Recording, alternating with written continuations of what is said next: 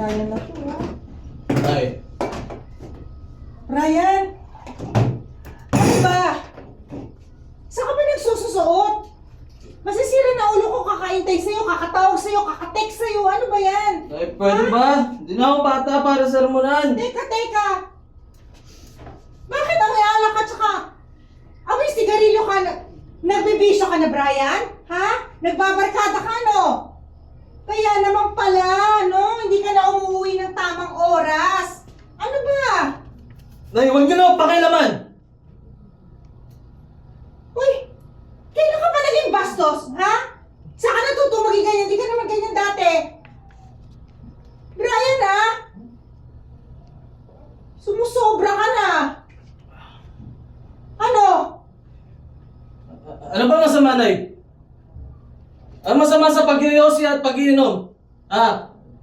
Ang mga lalaki dapat nagiinom ng alak at nagyoyosi. Hoy! Normal lang yon. Tumigil ka nga! Bastos ka! Hindi ka naman ganyan dati. Bakit sumasagot ka sa akin, ha? Berna, ano ka ba naman? Yung boses mo, rinig na rinig doon sa kabilang kalye.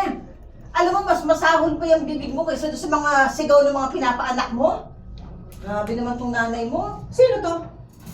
Sino ka, ha? Nay, si Nancy, girlfriend ko. Nancy, never lang. Girlfriend? At kailan ka pa nagkaroon ng girlfriend, Brian? Ha? Kailan ka pa nagkarelasyon? Hindi ka ba pwede? Bata ka pa! Kapal yung mukha mo, papasok-pasok ka dito.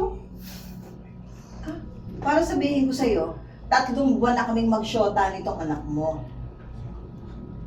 At saka bakit ano ba tingin mo dito sa anak mo, sanggol?